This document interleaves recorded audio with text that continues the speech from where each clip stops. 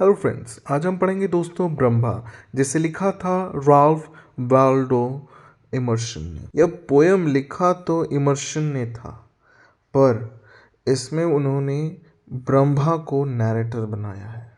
आप सही समझ रहे हैं, ब्रह्मा विष्णु महेश वाले ब्रह्मा भगवान। और इसमें वो बताते हैं कि किस तरह ब्रह्मा ने इस क्रिएट करके इस वर्ल्ड को यह बताया है कि आप जिस चीज़ के पीछे दौड़ रहे हैं, जिस स्वर्ग को आप पाना चाहते हैं, उससे भी बड़ा है ब्रह्म स्थल। इसलिए आप इस मेटरिस्टिक वर्ल्ड को छोड़ करके गॉड की दुनिया में आइए और ये समझिए कि हर चीज़ गॉड से स्टार्ट होती है। इस पोयम में हम यही सब चीज़ों को जानेंगे कि किस तरह गॉड इम्पोर्टेंट है सभी चीज़ों से। तो इस पोयम को लिखा गया था 1858 में, और इसे सबसे पहले टाइटल दिया गया था सॉन्ग ऑफ सोल। बाद में इसे टाइटल दिया गया ब्रह्मा। उस सोल को ब्रह्मा भगवान माना गया। 16 लाइन की पोयम में से 4 क्वाड्रेंट में डिवाइड किया गया। इसकी राइमिंग स्कीम हर क्वाड्रेंट की ए बी है। और इसकी थीम को ले लिया जाए तो वो थी divine spirit and materialistic world. आइए अब हम पोएट के बारे में जानते हैं। राल्फ वाल्डो इमर्सन, जिनका बर्थ हुआ था मई 25 1803 में, और इनकी डेथ हुई थी 27 अप्रैल 1882 में। यह एक अमेरिकन एसेइस्ट, लिटरेचर, फिलोसफर, एबोलिनिस्ट और पोइट भी थे। पोइट की मेन आइडियाज़ को अगर आप देखें तो वो थी nature, individualism, nature, dignity, culture और क्रिटिसिज्म। फेमस वर्क में ले लिया जाए तो वो थी द अमेरिकन स्कॉलर, नेचर और सेल्फ रिलायंस। ये थे पोएट दोस्तों। अब आइए हम पोएम को लाइन बाय लाइन 4 स्टैंजा की पोएम को जानते हैं और उसके मीनिंग जानने की कोशिश करते हैं। If the reed slayer think he slays, or if the slain think he is slain, they knew not well the subtle ways I keep and pass and turn again. If the raid slayer thinks he slays, यानी कि मौत का देवता, यहाँ पे red slayers मतलब मौत का देवता, अगर ये सोचता है कि मैं जान लेता हूँ और लोग ये सोचते हैं वो मारे गए क्योंकि वो देवता उन्हें मारा, तो ये भ्रम है, मैं ही हूँ। वो नहीं जानते, दे नो नॉट वेल, अच्छे से, कि मैं ही हूँ जो तुम्हें रखता हूँ और फिर पास करता हूँ और फिर उसे टर्न करके यानी तुम्हें फिर से जन्म दिलाता।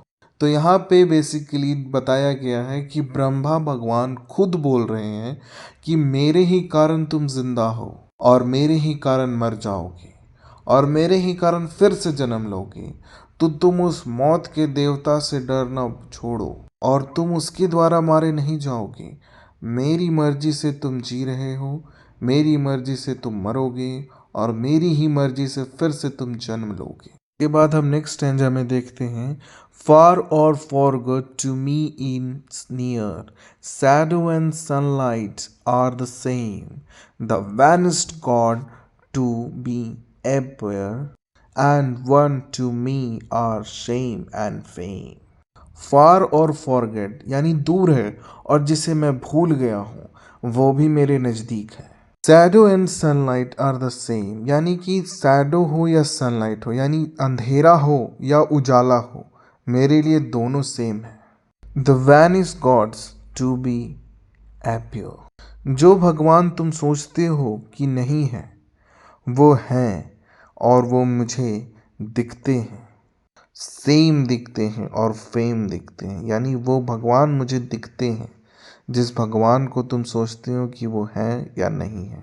तो यहाँ पे ये जो नैरेटर है वो ये दिखा रहे हैं कि वो एक आम इंसान नहीं है, इसलिए पोएट ने इसे ब्रह्मा की उपाधि दी, क्योंकि वही क्रिएट कर रहे हैं और वही डिस्ट्रॉय भी कर रहे हैं। इसके बाद पोएट लिखते हैं, दे reckon on ill who leave me out, when me they fly, I am the wings, I am the daubert and the dopt, I am the ham, the Brahmin sings.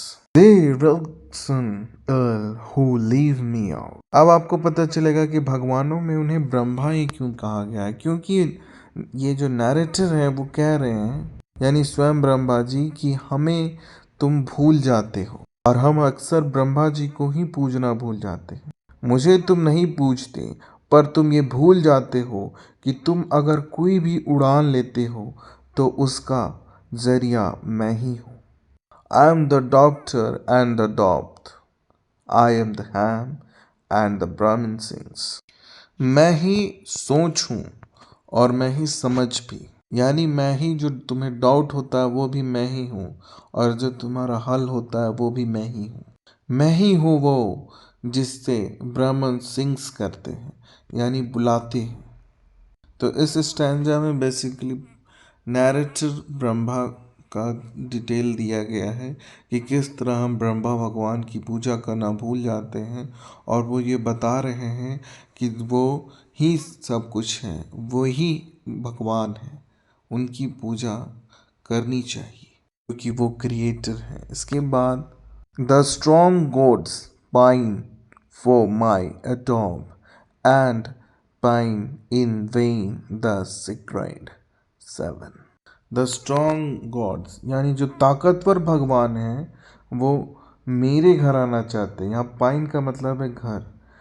तो जो ताकतवर गॉड्स हैं, जो strong God's हैं, वो तो मेरे घर आना चाहते हैं और मेरे घर आते हैं। एंड पाइन, और मेरा जो घर है वो उन सैक्रेड 7 से कहीं ज़्यादा ऊपर है, यानी कि वो धर्म स्थलों से कहीं ज़्यादा ऊपर है, जहाँ पे जाने के लिए तुम मरते रहते हो कि मुझे उन धर्म स्थल पे जाना, उस धर्म स्थल पे जाना।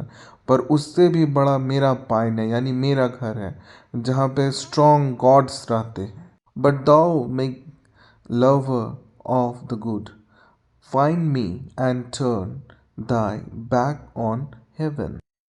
पर हाँ, तुम जिस चीज़ से प्यार करते हो वो अच्छी चीज़ है। तुम मुझे ढूंढते हो और ढूंढो भी, क्योंकि तुम जिस हेवन की तरफ जाना चाहते हो, यानी जो स्वर्ग तुम ढूंढ रहे हो, उससे भी बड़ा है मेरा घर। तो वो तो सिर्फ ब्रह्म स्थल ही हो सकता है, स्वर्ग से बड़ा तो ब्रह्म स्थल ही होगा। तो उसी चीज़ के बारे में जिक्र कर रहे हैं नैरेटर, इसलिए नैरेटर को ब्रह्म भगवान के बारे में कहा गया है कि वही हैं जो क्रिएटर हैं, और स्ट्रॉन्ग गॉड्स उन्हीं के पास रहते हैं। तो हमें उनकी पूजा करनी चाहिए और स्वर्ग ना चाहकर ब्रह्मस्थल चाहना चाहिए, कि हम स्वर्ग नहीं, हम ब्रह्मस्थल जाना चाहते हैं। तो ये थी दोस्तों पोएम द ब्रह्म। आपको मेरी एक्सप्लेनेशन कैसी लगी कमेंट सेक्शन में बताएं। लाइक करें, शेयर करें, सब्सक्राइब करें। मैं आपसे मिलूंगा नेक्स्ट स्टोरी में। तब तक के लिए बाय बाय दोस्तों एंड जय हिंद।